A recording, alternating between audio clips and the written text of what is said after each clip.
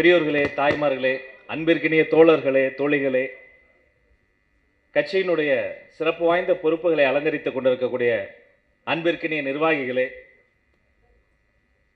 தளபதியினுடைய வார்த்தையில சொல்லணும்னா அந்த வீடியோ இன்னும் ஞாபகம் இருக்கு. ஒரு வீடியோவில் அப்படி ஒரு செல்ஃபி வீடியோ போட்டு, சார் அப்படி கையை வச்சு உங்களுக்கெல்லாம் இனிமேல் ஃபேன்ஸ் கிடையாது, நீங்களாம் விர்ச்சுவல் வாரியர்ஸ்ன்னு சொன்ன மாண்புமிகு விர்ச்சுவல் வாரியர்ஸ் அத்தனை பேருக்கும் முதல்ல வணக்கம்.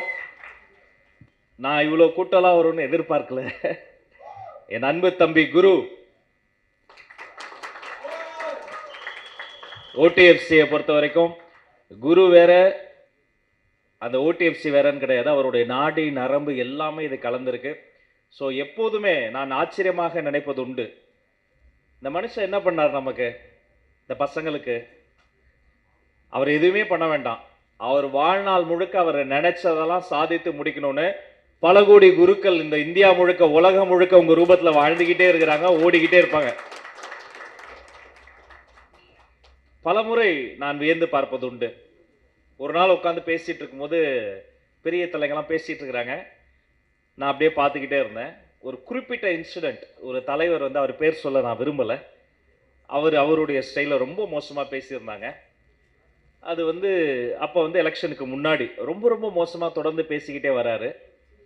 அப்போ சார் எப்படி ரியாக்ட் பண்ண போகிறாரு பார்த்துட்டே இருக்கேன். எல்லாரும் அப்படின்ட்டார் சார், எப்படின்ட்டார் சார், இதுன்னு அதுவும் அதுவும் அப்படின்னு சொல்லிகிட்டே இருக்கும்போது அவர் அப்படியே கொஞ்சம் அப்படியே தலையெல்லாம் ஆட்டிட்டு, பட் அவர் தமிழ் ரொம்ப நல்லா இருக்கார்ல, நல்லா பேசுகிறார்ல தமிழனார். நான் அசந்துட்டேன், இப்படி ஒரு மனுஷன் உலகத்திலே பார்க்க முடியாதுங்க. 916 கோல்டுங்க அந்த மனிதர். எதிரியை கூட அவர் பேசியதை நினைத்து இதயம் கலங்காது. அவர்கிட்ட இருந்து கூட ஏதாவது கற்றுக்க முடியுமே, அவர் எப்படி இப்படி தமிழில் பேசுகிறாரு என்று ரசிக்கக்கூடிய ஒரு மனநிலை கொண்ட ஒரு மனிதர்.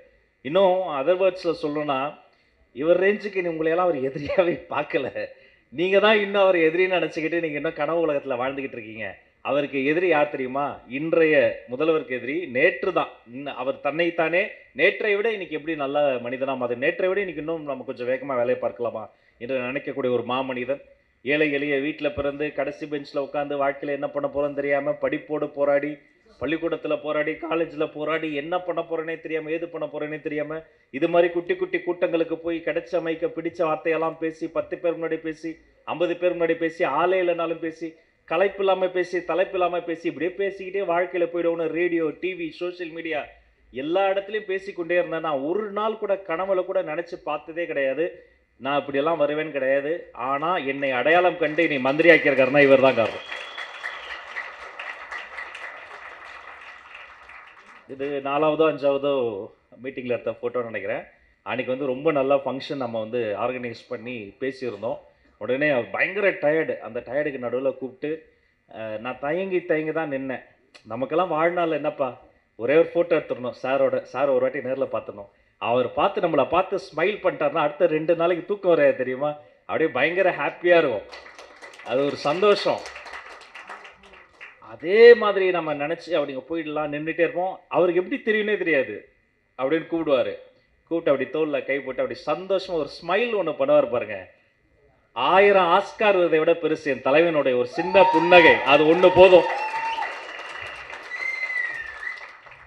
நிறைய கஷ்டங்கள் இருக்கு என் தம்பிகளுக்கெல்லாம். அனந்த ஜோதி இங்கே வந்து அவ்வளோ ஆக்ரோஷமாக பேசுகிறாரு. அவர் அங்கேருந்து அவர் வீட்டிலேருந்து அந்த டிபேட்ஸ் நடக்கிற இடத்துக்கு கிளம்பி வர்றதுக்கே கிட்டத்தட்ட 1.5 மணி நேரம் ஆகும். பல நாள் வண்டிக்கு வந்து ஃபியூலுக்கு காசு இருக்காது. தம்பி ராகுல் காந்தி ஒவ்வொரு ஊருக்கும் ஆசையாக போவான், கஷ்டப்பட்டு கவிதையெல்லாம் எழுதிட்டு போவார். நேரமின்மை காரணமாக ஒரு கம்மியாக பேச சொல்லிவிடுவோம், 2 வண்டி மாறி போவார். ஜெகதீஷ் அண்ணன் வந்திருக்கிறாரு, அவர்லாம் அப்படி நடக்கிறதே பார்த்தீங்கன்னா சுற்றி ஏதோ ஒரு போர் வீரனை போல தான் போவார், கம்பீரமாக தான் இருப்பார். இன்னும் சில நிமிடங்களில் என் ஆறு தம்பி லயலாமணியும் வந்துகிட்டு இருக்கிறாரு. ஒரு நாள்லாம் போட்டுறதுக்குரிய பொதுச் செயலாளர் ஒரு வாட்டி ஃபோன் பண்ணி ஒரே நேரத்தில் பல கூட்டம், யாரை எங்கே அனுப்புறதுன்னு தெரில. கன்னியாகுமரியில் ஒரு கூட்டம், உங்க ஊராப்பா, இந்த கன்னியாகுமரி ஊருக்கு எப்படி போகிறது அப்படின்னு ஒரே எண்ணம். ஒரு நொடிக்குள்ள தாமதிக்கல. லயலாமணிட்ட நான் போகிறேனே, நான் பஸ் ஏறி நான் போயிட்டு வந்துடுறேனே, நான் போய் பேசுகிறேன். ஏன்ப்பா அவ்வளோ தூரம் போகணும் பேசணும், அடுத்த நாள் இங்கே கூட்டோண்ணே, தளபதிக்காக பேசாமல் வேற என்னென்ன வேலை, நான் போயிட்டு வந்துடுறேனே அப்படின்னு கிளம்பி போயிட்டு வந்து எல்லா கஷ்டத்தையும் தாண்டி இங்கே பின்னாடி இருக்காங்க பாருங்க, மை டியர் சிங்க பெண்கள். எப்படிமா, ஐயோ உங்களுடைய உழைப்பு, நான் நினைக்கும் போதெல்லாம் நெஞ்சம் நெகிழும். வேற எந்த கட்சிக்கும் வேற எந்த தலைவருக்கும் அப்படி புள்ளுக்குட்டியை தூக்கிக்கிட்டு கூட்ட கூட்டமா வரக்கூடிய பெண்கள் உலகத்திலே யாருக்கும் கிடையாது. இந்த மனிதருக்கு மட்டும்தான் இருக்கும். எங்க போனாலும் சும்மாலாம் இல்ல. எழும்பூருங்கிறது திமுகவினுடைய கோட்டை. ஒட்டுமொத்த தமிழ்நாட்டில் திமுக தோற்ற போது ராஜீவ்காந்தி ஐயா அந்த மறைவின் போது அப்போது கூட தமிழ்நாட்டில் 2 தொகுதியில ஜெயிச்சாங்க. ஒன்று கலைஞர் நின்ன துறைமுகம், இன்னொன்று எழும்பூர். அப்படிப்பட்ட திமுக கோட்டையில போய் என்னை நிக்க சொன்னப்ப எனக்கு எந்த கவலையும் இல்லை. முதல்ல கொஞ்சம் சின்ன யோசனை இருந்தது. சரி போய் தான் பார்ப்போமே. போன முதல் நாள் 2வது நாள் 2 நாட்கள்ல போன இடத்தெல்லாம் ஒவ்வொரு வீட்டு வாசல்லையும் நான் எப்படி தயங்கி கேட்பேன்னா, எல்லார் வீட்லயும் உள்ள கலைஞர் ஐயா படம் இருக்கும். பிளாக் அண்ட் ஒயிட்ல சுட்டே முடி வச்சிருப்பாரு. அந்த போட்டோஸ்லாம் இருக்கும். சில பேர் பச்சை குத்தி இருப்பாங்க உதயசூரியனை. வீட்டு கேட்டு வாசல்ல இருக்கிற இரும்பு கிரில்ல உதயசூரியன் இருக்கும். எல்லார் வீட்லயும் ஒரு ஸ்டிக்கர் ஒட்டி இருக்கும். நாம கஷ்டப்பட்டு ஏழை எளிய வீட்டு பிள்ளைகள், என் எழும்பூர் தொகுதியில நிர்வாகிகள்ல எண்ணி 3 பேரை தவிர வேற யார்ட்டையும் கார் கூட இருக்காது. சாதாரண வீட்டு பிள்ளை. அப்படியே போய் தயங்கி தான் பேசுவோம். அம்மா நீங்கள் எத்தனை நாளாக ஓட்டு போடுவீங்கன்னு தெரியும், யாருக்கு போடுவீங்கன்னு தெரியும். இந்த ஒரு வாட்டி எங்களுக்கு வாய்ப்பு கொடுத்தீங்கன்னா நாங்கள் ஆட்சிக்கு வந்தால் தளபதி என்ன பண்ணுவான்? நெல்லு, நீ ஒன்றும் சொல்ல வேணாம், இந்த வாட்டி லேடிஸ் ஓட்டு விசிலுக்கு தான், அடுத்த திருப்போ. நெகிழ்ந்து போனேன். எதிர்கட்சியினர் எங்க கோட்டை விட்டாங்கன்னா, இந்த பெண்களின் மனதை, இந்த தாய்மார்களை, இந்த சிங்க பெண்களை, இந்த இளைஞர்களை அண்டர் எஸ்டிமேட் பண்ணல கோட்டை விட்டாங்க. நெஞ்சிருக்குன்னே இஸ்லாமிய சகோதரர்கள், அவங்களாம் மார்க்க சிந்தனையாளர்கள். அவங்க ரொம்ப க்ளோஸ்டாக இருப்பாங்க. அந்த வீடுகளில் கூட அந்த நிர்வாகிகள் வீடு, அந்த திமுக நிர்வாகிகள் வீடு, அங்கே அப்படி கீழே பேசும்போது நல்லா பேசிட்டு இருப்பாங்க. அதுக்கப்புறமேட்டு அங்கேருந்து அவர் முகத்திலே தெரியும். ஒரு 100 பேரை பார்த்தா இந்த 10 பேர் நமக்கு ஓட்டு போடுவாங்களா இல்லையானா அவங்க த வே தே ரெஸ்பாண்ட் அதுலேயே நமக்கு தெரியும். ரொம்ப முகம் கொடுத்து பேச மாட்டாங்க. இருக்கட்டும், ஓகே ஓகே, நாங்களாம் உதயசூரியன் தான்ப்பா அப்படிம்பாங்க. சரி, நான் நல்லதுண்ணா, ஒரு வாய்ப்பை தாங்கண்ணா அப்படின்னு அங்கேருந்து கிளம்புவோம். அப்போ இந்த சினிமா சீனில் வர மாதிரி மேலேருந்து தம்பின்னு ஒரு குரல் கேட்கும். எட்டி பார்த்தா பால்கனியிலேருந்து பர்தா போட்டு மேலே டிவிக்கே துண்டை போட்டு, நாம தான், விசில் தான், நீ போ, இன்ஷா அல்லாஹ் ஜெயிப்போம் அப்படின்னு சொல்லக்கூடிய சகோதரிகளை கண்டேன். மாமனிதர் இப்படிப்பட்ட ஒரு மனிதருக்கு பூமிக்கு புவி ஈர்ப்பு விசை இருப்பதை போல இந்த மனிதருக்கு ஒரு ஈர்ப்பு விசை இருக்காது. என்ன தெரியுமா? நல்ல மனுஷன் நல்லவர்களை ஈர்ப்பாங்க. இந்த அத்தனை நல்லவர்களினுடைய ஓட்டையும் சேர்த்துதான் இந்த நல்ல மனிதர் என்று இந்த இடத்துல வந்து நிற்கிறார். எனக்கு வாழ்நாள் ஆசை, ஒரு கனவு ஒன்று டிக் அடிச்சுட்டே வரேன். என்ன தெரியுமா? 2.5 வருஷம் தொண்டை தண்ணி வத்த ஒவ்வொரு ஊரா போய் அப்படி சபதம் போட்டு சத்தம் போட்டு சொல்லுவேன். ஆப்போசிட்ல சில சமயம் சிரிப்பாங்க, கிண்டல் பண்ணுவாங்க. ஆனா அந்த சபதம் நிறைவேறிய நாள், ஆம் நண்பர்களை, செஞ்சாஜ் கோட்டையில தமிழ்நாடு முதல்வர் சி ஜோசப் விஜய் கொடியேற்றினார். ஒரு பேட்டியில் நான் அதை சொல்லும் போது ஆப்போசிட்ல இருந்த தம்பி அப்படியே சிரிச்சார் என்னைய பார்த்து. நான் கூட அப்பெல்லாம் ட்ரிகர் ஆனேன். ஒரு மேடையில் எப்படி நான் சொல்லும் போது அதை வெட்டி எடுத்து போட்டு ட்ரால் பண்ணாங்க. நான் அப்பெல்லாம் ரொம்ப கஷ்டப்பட்டேன். ஒவ்வொரு மேடையிலும் தமிழ்நாட்டினுடைய தலையெழுத்தை மாற்றக்கூடிய தவ புதல்வனாக, மாண்புமிகு முதல்வராக என் வெற்றி தலைவர் வர்றான்னு சொன்னப்ப எள்ளி நகையாடினாங்க. மனசு கஷ்டப்பட்டேன். ஆனா அதையெல்லாம் தாண்டி தலைவர் சொல்லி கொடுத்த ஃபார்முலா தான், உசுப்பெத்துறவன்ட்ட உம்முனும், கடுப்பெத்துறவன்ட்ட. இன்னைக்கு வாழ்க்கை தமிழ்நாடு முழுக்க எல்லாருக்கும் ஜம்முன்னு இருக்குன்னா அதுக்கு காரணம் அவர் சொல்லி கொடுத்தது தான். நல்ல அரசியலை முன்னெடுப்போம் வாங்க, சட்டமன்றத்துக்கு வாங்க, உன் எலும்பை உடைப்பேன்னு ஒருத்தர் சொன்னாரா? சட்டமன்றத்துக்கு போனோம். அதுக்குள்ள அவர் டைரக்டா வராம சில இடங்களுக்கெல்லாம் போய் உள்ள போய் சுத்தி பார்த்துட்டு வந்தாரு. அங்க வந்த உடனே மைக் எடுத்து பேசினாரு. சிறைச்சாலை நல்ல அனுபவங்களை கத்துக் கொடுக்கும். வாழ்க்கை கத்து தராத பாடங்களை கூட சிறைச்சாலை கத்து தரும். அங்க வந்தாரு, வந்து எடுத்து அருமையா பேசுறாரு. மனுஷன் சும்மா சொல்லக்கூடாது, நல்லா பேசுறாரு. நானும் பார்த்துக்கிட்டே இருந்தேன். எங்க போறாரு, அங்க போறாரு, இங்க வராரு, சுத்தி வராரு, என்னதான் சொல்ல வரான்னு பார்த்துக்கிட்டே இருந்தேன். கடைசியில் தெரியுமா சொன்னாரு? எலும்ப உடைப்பேன்னு சொன்ன அந்த வாய் எழுந்து நின்று, தெரியாம சொல்லிட்டேன், மறந்துருங்க அப்படின்னு டப்புன்னு உட்காந்துட்டாரு. தெரிந்தோ தெரியாமல கூட அப்படி ஒரு பேசக்கூடிய ஒரு தம்பிகளை வந்து நீங்க பார்க்கவே முடியாது. மீறி பேசிட்டா கூட, ஏற்கனவே ஒரு மீட்டிங்ல சொல்லி நீங்க எல்லாமே பார்த்துருப்பீங்க. நானும் மணி நின்றுட்டு இருந்தபோது கூப்பிட்டு கிட்ட வந்து இந்த நெஞ்சு புங்குறதெல்லாம் உள்ள வச்சுக்கலாம் தூக்கிடுவேன்னு லயலாமணியையே மிரட்டி, யாரா இருந்தாலும் ஒழுங்கா பேசு, ஒழுக்கமா பேசு, எதிரிகள் கெட்ட வார்த்தை போட்டு பேசினா கூட நல்ல வார்த்தைகளை பேசின நாகரிக அரசியலுக்கு பாடத்திட்டம் வகுத்த வாத்தியார் எங்களுடைய வெற்றி தலைவர் அவர்கள். நான் அவர்கிட்ட பல விஷயங்கள் சொல்லும் போது அதில் ஒன்று சொன்னேன். சார், எனக்கு ஒரு ஆசை சார். என்ன அப்படின்னாரு. இல்லை, வெற்றி தலைவர் அவர்களே வருகன்னு அவங்கள கூப்பிட்டுருக்கேன், நீங்களும் அதுக்கேற்ற மாதிரி அந்த அந்த மியூசிக்லாம் வரும், கரெக்டாக நீங்கள் வந்துருங்க, அது நம்மள அறியாமல் ஒரு சிங்க் வரும். அதே மாதிரி உங்களை நான் வந்து மாண்புமிகு தமிழ்நாடு முதல்வர் அவர்களே வருகன்னு கூப்பிடணும்னு ஆசை சார் அப்படின்னேன்.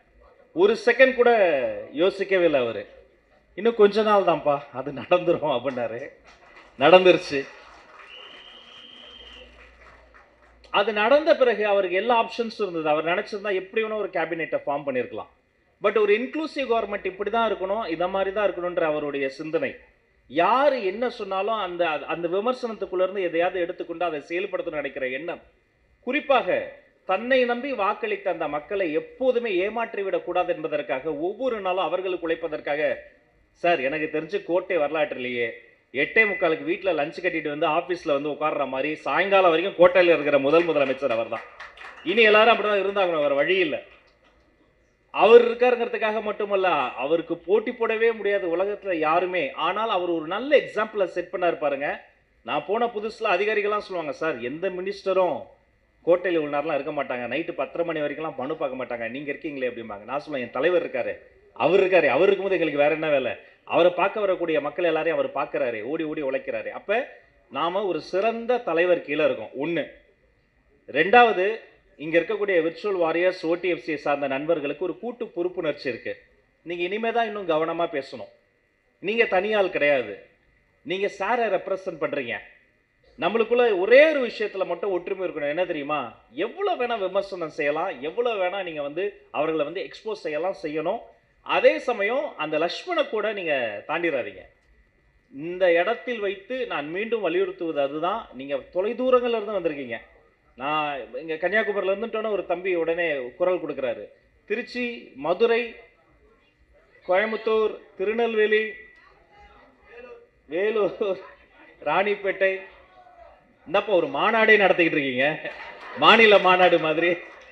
38 மாவட்டத்தில் இருந்து மட்டுமல்ல, வெளிநாட்டில் இருந்தெல்லாம் வந்திருக்கீங்கன்னு சொன்னா, பெங்களூரா, ஸ்ரீலங்காவா, ஜெர்மனியா? இது மலேசியால ஆடியோ லான்ச் நடந்தப்ப அப்படிதான். ஏர்போர்ட்ல போய் நின்றப்ப ஷாக் ஆயிட்டோம். இது ஏர்போர்ட்டா, சென்னை ட்ரேட் சென்டர் நந்தம்பாக்கம்ல நடக்கிற ஏதோ ஒரு ஃபெஸ்டிவல் மாதிரி கூட்டமா இங்க வந்தவங்க கொஞ்சம் பேர் தான். இப்ப இந்த வீடியோஸை பார்க்க போறவங்க நிறைய பேர். அப்போ உங்களுக்குள்ளார ஒரு கூட்டு பொறுப்புணர்ச்சிங்கிறது ரொம்ப ரொம்ப முக்கியம்.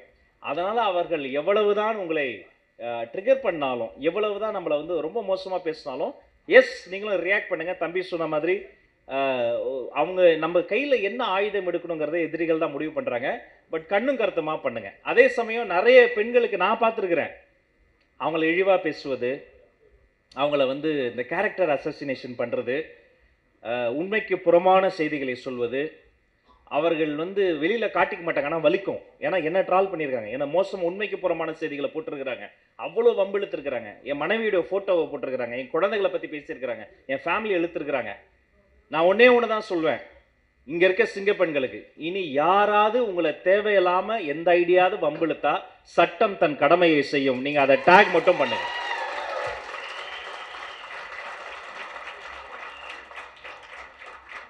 கட்சி பாகுபாடு இல்லாம அதை செய்வோம். எங்க கட்சியை சார்ந்தவங்களை பண்ணா வாங்க. அஸ்ஸலாமு அலைக்கும். ராவுத்தர் இப்ராஹிம் வந்திருக்கிறாரு.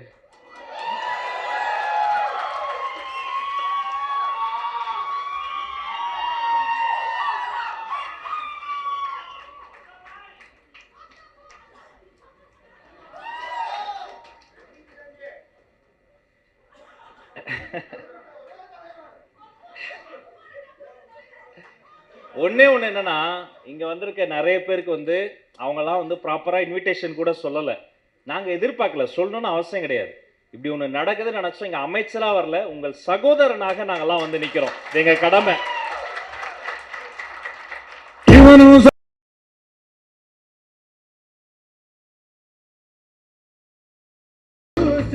இந்த டிஜேஸால நாங்க பட்ட பாடு எலெக்ஷனுக்கு முன்னாடி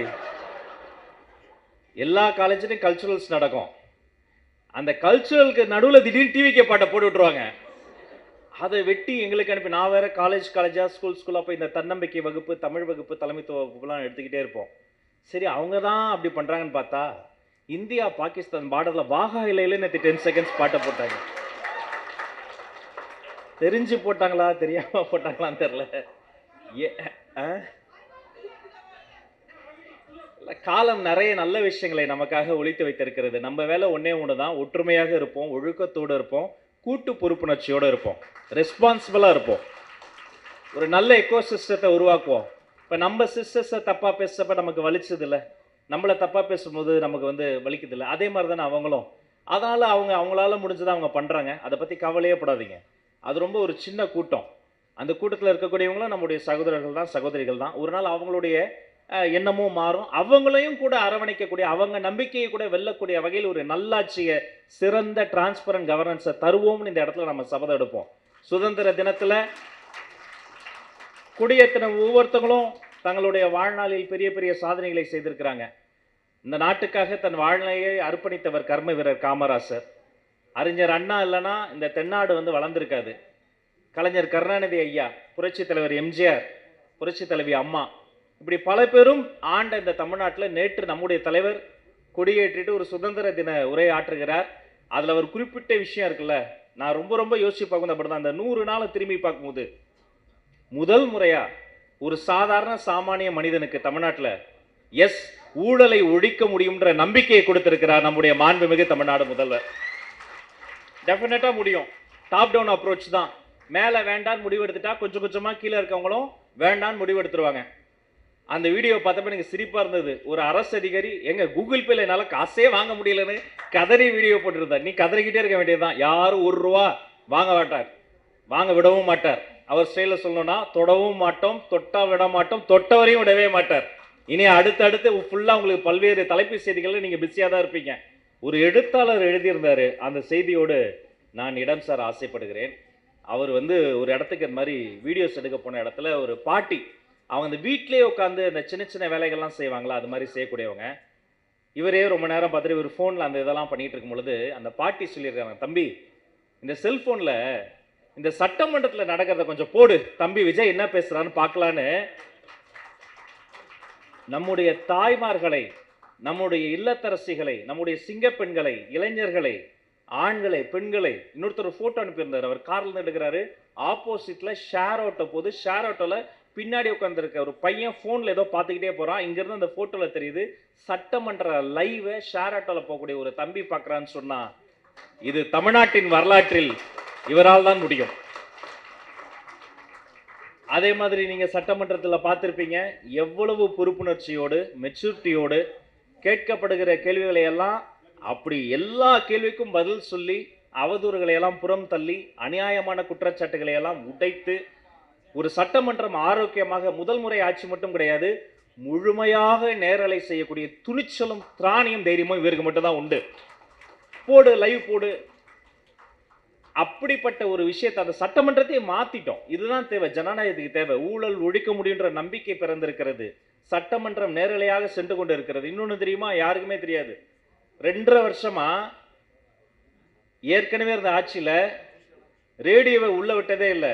இப்ப டிவியில மட்டும் கிடையாது, ஆல் இண்டியா ரேடியோவுடைய நிருபரையும் உள்ள விட்டு அதுலயுமே லைவ் போயிட்டு தான் இருக்கு. ஒரு மிக சிறந்த ஸ்பீக்கர் நம்ம கிடைச்சிருக்கிறாரு, மாண்புமிகு பேரவை தலைவர். ஒரு பெரிய பொக்கிஷம், மிகப்பெரிய அசெட் நம்ம கிடைத்திருக்கக்கூடியவர்.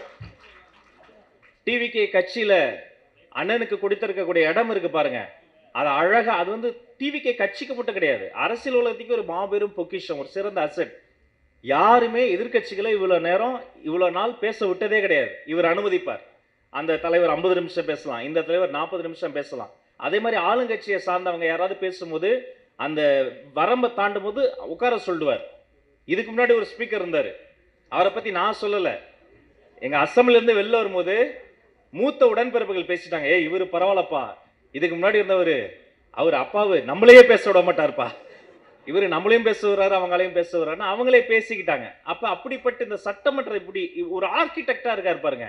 எப்படி சட்டமன்றத்தை மாற்றினாரோ அதே மாதிரி, எப்படி தமிழ்நாட்டை மாற்றினாரோ அதே மாதிரி, சோசியல் மீடியா எக்கோசிஸ்டம்னு சொல்லப்படுகிற எமர்ஜிங் மீடியாவாக இருக்கக்கூடிய ஒரு டெமோக்ராட்டிக் ஃபோரமாக இருக்கக்கூடிய இந்த Facebook, Instagram, Snapchat, Twitter, X, இந்த ஸ்பேஸை எல்லாமே ஒரு ஆரோக்கியமான, டிரான்ஸ்பரண்டான, எல்லோரும் பங்கெடுக்கக்கூடிய ஒரு இன்க்ளூசிவான பாலிடிக்ஸை முன்னெடுப்போம். அதற்கான விதை விர்ச்சுவல் வாரியர்ஸாக இருக்கணும், அதை விதைத்தது வெற்றி தலைவராக இருக்கணும் என்று சொல்லி, உங்க எல்லாருக்கூடையும் டைம் ஸ்பெண்ட் பண்ணணும்னு எனக்கு ரொம்ப ஆசை. அதனால மேக்சிமம் நான் இங்க இருந்து உங்க கூடலாம் பேசிட்டு தான் போவேன். யாரும் இதனால நீங்க வந்து கவலைப்பட வேண்டாம். சப்போஸ் இதனால உடனே உங்க கூட இன்னும் கொஞ்சம் குவாலிட்டியா டைம் ஸ்பெண்ட் பண்ண முடியலன்னா கவலையப்படாதீங்க. நான் இந்த இடத்தில் வைத்து உங்கள் சார்பா பொதுவா மந்திரிக்கு தான் கோரிக்கை வைப்பாங்க. ஆனா மந்திரியா, அமைச்சரா என் அன்பு தம்பிக்கு ஒரு கோரிக்கை வைக்கிறேன். இனி அட்லீஸ்ட் மாசத்துக்கு ஒரு வாட்டியாவது இது மாதிரி ஓடிஎஃப்சி கூட்டத்தை கூட்டுங்கள் குரு என கூறி, வேற என்ன, கான்பிடென்ட்டா இருங்க, நல்லதே நடக்கும், வெற்றி நிச்சயம்.